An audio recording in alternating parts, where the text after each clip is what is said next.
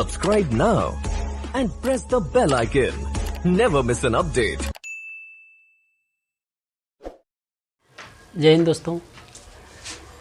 श्रेणी क्रम समांतर क्रम जो आपका होता था उसको श्रेणी क्रम समांतर क्रम अभी तक बताया था हमने इस साइंस में, क्लास 10 का है, क्लास 10 का। तो इसका जो श्रेणी क्रम समांतर क्रम है आप बताएंगे इसके लिए हम कि जो वो होती है दृष्टि दोष है ना, दृष्टि दोष क्या होता है, दृष्टि दोष क्या होता है।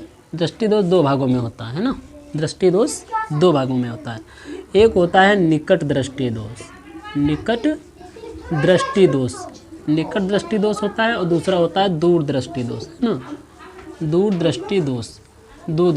अच्छा, इनको समझते हैं कि निकट दृष्टि दोष में क्या होता है और दूर दृष्टि दोष में क्या होता है। सिंपल भाषा में समझेंगे। दृष्टि दोष ये कब होता है, या तो आपकी उम्र घटेगी, उम्र बढ़ रही होगी, 50 साल, 40 साल, 35 साल, 30 साल, इस तरीके से उम्र के अनुसार हो जाती है। ठीक है, उम्र के अनुसार सब हुआ करता है। उम्र के अनुसार जब होता है तो उम्र के अनुसार की नज़रें भी शरीर के घटने लगती हैं, यानी आँखों की नज़रें भी रोशनी भी कम पड़ने लगती है। तो ये सब चीज़ें होती हैं, आँखों की नज़रें रोशनी कम पड़ना, तो आपके शरीर के अंदर के प्रोटीन्स, विटामिन्स, इन सब चीज़ों पर डिपेंड करता है कि प्रोटीन्स आपके अंदर नहीं रहेंगे, आपके अंदर तरल पदार्थ नहीं रहेंगे, तो आपका रेटिना उतना अच्छा काम नहीं करेगा। तो इससे क्या होगा, आपको ऐसी बीमारियों का सामना करना पड़ सकता है। तो ये बेसिकली होता है, इसमें कोई प्रॉब्लम नहीं होती, इतनी बड़ी खास कोई बीमारी नहीं होती है, लेकिन ये हो जाता है। जैसे निकट दृष्टि दोष के क्या लक्षण होते हैं। निकट दृष्टि दोष का लक्षण का मतलब ये है कि निकट दृष्टि दोष में जो लक्षण होते हैं, निकट दृष्टि दोष में जो लक्षण होते हैं ना, तो वो निकट दृष्टि दोष के लक्षण का मतलब होता है कि आपको दूर की चीज़ें दिखाई देती हैं, दूर की चीज़ें दिखाई देती है, लेकिन हाँ पास की नहीं दिखाई देती हैं। पास की अगर आपको स्थायी पूर्वक से चीज़ें नहीं दिखाई दे रही हैं, या पास की चीज़ें आपको साफ दिखाई दे रही हो, दूर की चीज़ें नहीं दिखाई दे रही, तो आपके निकट दृष्टि दोष है। यानी निकट की चीज़ें दिखाई देती हैं, निकट का मतलब होता है पास की चीज़ें आपको दिखाई दे रही है, लेकिन दूर की चीज़ आप नहीं समझ पा रहे हैं, तो आप निकट दृष्टि दोष से पीड़ित हैं। तो इसको उपचार के लिए क्या होता है, आप डॉक्टर की सलाह के अनुसार चश्मे बनवाते हैं ना, चश्मे बनवाते हैं, उसके लिए आप टेबलेट्स वगैरह भी जो भी उसको देता है, वो भी टेबलेट्स भी देता है, टेबलेट्स भी देता है, इसकी चीज़ के लिए टेबलेट्स भी देता है, और जो है उसके साथ में चश्मे भी लगाता है। चश्मे में क्या होता है, चश्मे के लिए कौन सा लेंस इस पर लगाया जाता है, वो होता है अवतल लेंस। कौन सा लेंस, अवतल लेंस, याद रखना, अवतल लेंस। तो अवतल लेंस लगाने से क्या होता है कि इस लेंस पर ऐसा होता है कि जब आप कोई चीज़ देखेंगे तो अवतल लेंस क्या होगा, दूर की चीज़ को आपको पास ले आता है। अवतल लेंस का काम होता है कि इसमें ऐसी प्रतिबिंब लगे होते हैं कि दूर की चीज़ को आपके पास ले आएगा, क्योंकि आप निकट दृष्टि दोष से पीड़ित हैं कि आप पास का तो चीज़ देख लेते हैं लेकिन दूर का नहीं देख पाते। तो अवतल लेंस ये काम करता है कि दूर की चीज़ को पास लेकर आता है। तो वो अवतल लेंस आपका काम करता है कि निकट दृष्टि दोष में काम आता है। अच्छा, दूर दृष्टि दोष क्या है। दूर दृष्टि दोष में ये होता है कि आपको दूर की चीज़ दिखाई देती है, लेकिन पास की चीज़ नहीं दिखाई देती है। यानी दूर की चीज़ दिखाई देती है और पास की चीज़ नहीं दिखाई देती है, तब उस पर दूर दृष्टि दोष होता है। और इसको उपचार के लिए आप यूज करते हैं उत्तल लेंस। कौन सा, उत्तल लेंस। उत्तल लेंस लगाया था। उत्तल लेंस का काम क्या होता है कि जो चीज़ें पास हैं उसको आपकी आंखों से दूर कर देती है।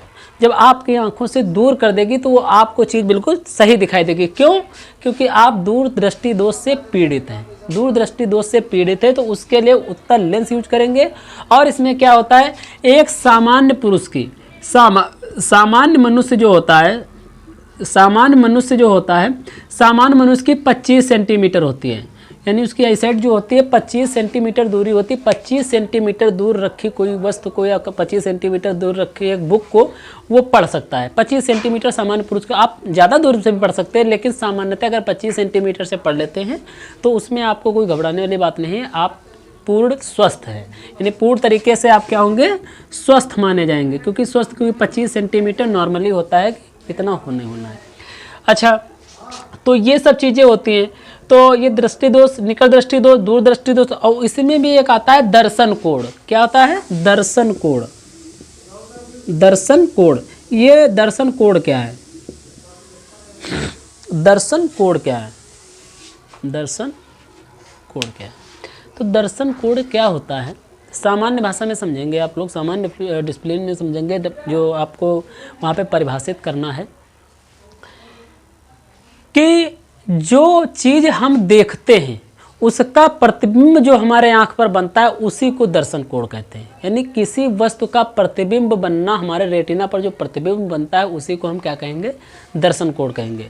सपोज करिए जैसे आपने कोई कुर्सी देखी, मेज़ देखी, गाय देखी, भैंस देखी, तो आपने क्या किया, उसको पहले देखा, उसकी फ़ोटो, इसका प्रतिबिंब बन के आपके आँखों पर आया। जब आपकी आँखों पर आया तब आपने उसको पहचान पाया कि हाँ ये कुर्सी है, ये मेज़ है, ये भैंस है, ये गाय है, और उसके बाद में तब आप क्लियर कर पाते हैं कि हाँ हमने इस चीज़ को देखा। या जैसे मान लो कोई पलक झपकते कोई निकल गया और प्रतिबिंब आँखों पे आप नहीं बन पाया, तो आप ये कहते नहीं कि हम निकला तो रहा है कोई, लेकिन हम देख नहीं पाया कौन था। तो देख नहीं पाया इसका मतलब है कि प्रतिबिंब आपके रेटिना पर नहीं बन पाया। जब प्रतिबिंब रेटिना पर नहीं बन पाएगा तो आप उस चीज़ को पहचान नहीं पाएंगे। तो ये क्लियर है कि प्रतिबिंब का बनना जो होता है, हमारी आँख की रेटिना पर जो प्रतिबिंब का बनना होता है वो दर्शन कोण का कार्य होता है। किसका कार्य होता है, दर्शन कोण का कार्य होता है। दर्शन कोण का कार्य क्या होता है कि दर्शन कोण कब होता है, जब किसी वस्तु का प्रतिबिंब हमारे आँख की रेटिना पर बनता है तो उसको कहते हैं दर्शन कोण। तो निकट दृष्टि दोष, दूर दृष्टि दोष, अवतल लेंस यूज होना है, उत्तल लेंस यूज होना है, सामान्य पुरुष 25 सेंटीमीटर, दर्शन कोण जब कोई प्रतिबिंब हमारे उस पर आँख पे बनता है, रेटिना पर बनता है, तो उसको क्या कहते हैं हम लोग दर्शन कोण कहते हैं। ठीक है, तो ये दृष्टि दोष समझ में आ गया होगा। भली बात कि दो इसके होते हैं दोष। ठीक है, इन सब चीज़ों को समझने की जरूरत थी। जय हिंद।